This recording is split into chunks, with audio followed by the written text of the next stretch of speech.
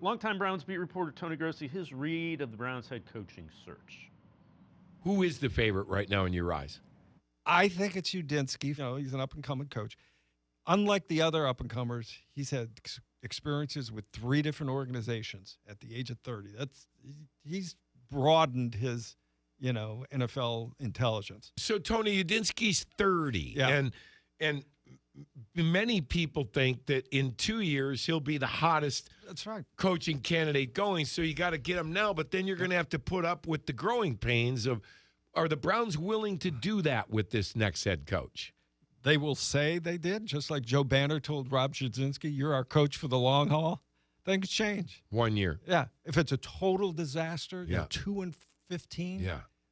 or 3-14, are they going to stick with this kid? Pete, the other thing is the leash probably isn't real long for Andrew Berry. He was part of the 8 and whatever it was the last 2 years, so there's a need to win some games, I would imagine. I would think so. But here's the thing that really struck me about sort of the firings that have happened this year, particularly with John Harbaugh and Sean McDermott. Andrew Berry's certainly part of that. Kevin Stefanski gets fired, 2-time coach of the year. John Harbaugh gets fired, 18 years with the Ravens. And the Bills fire Sean McDermott despite the overwhelming amount of success they had. All 3 teams kept their front office executives and GMs in place. In fact, the Bills promoted Bean for some reason. But that is a weird tell in terms of just where owners' thought processes are at. They have these guys that they trust.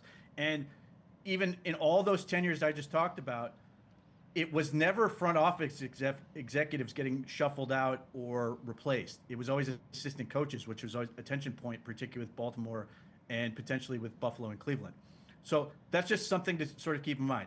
But I would tend to agree, because if Andrew Berry and this hire doesn't go well, I could see where they get rid of everybody in 12 months. But that's just something to keep in mind. It seems like Jimmy Haslam and these owners have their guy that they really, really like and are willing to stick through it with them far more than they are with coaches. In terms of the head coach in general, I think Andrew Berry's best case scenario is to hire one of the younger coaches and try to sort of pan for gold in that sense.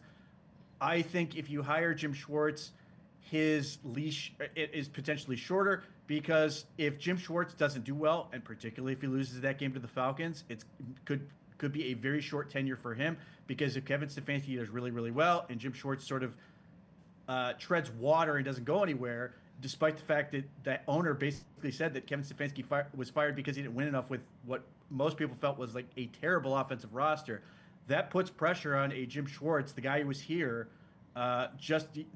this last tenure, and if he doesn't win with them, it doesn't give the owner a whole lot of wiggle room.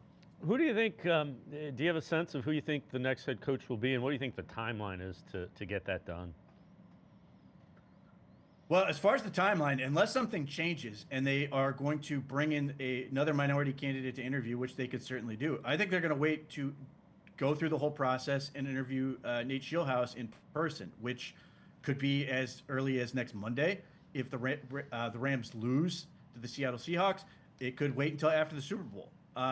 If the Browns love somebody enough and they sort of, or they back channel and sort of get a sense that it's not going to work with Scheelhaase, they could bring in somebody else to interview and speed up that process. Overall, my impression, I think both, as much as Jimmy Haslam really, really likes Jim Schwartz, and I think ultimately wants to keep him as the defensive coordinator, I think he's going to end up siding with one of the offensive guys, because that's his big quibble. He wants this thing to be more, future thinking in terms of innovating the offense and getting better on that end.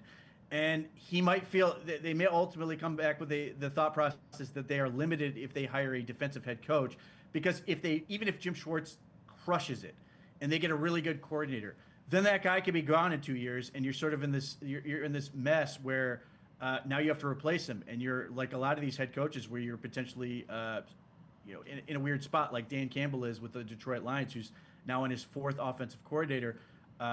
two that were one-year guys, and Ben Johnson, who was extremely successful, and now he's crushing it with the Bears. So there's always this sense that you want to get the offensive guy because those are the guys that have real potential for star power, which is how you get into the conversation of finding the next Sean McVay. Yeah, and you pair him with the quarterback, and then you can keep them together, and nobody can come and poach him as head coach. I get that.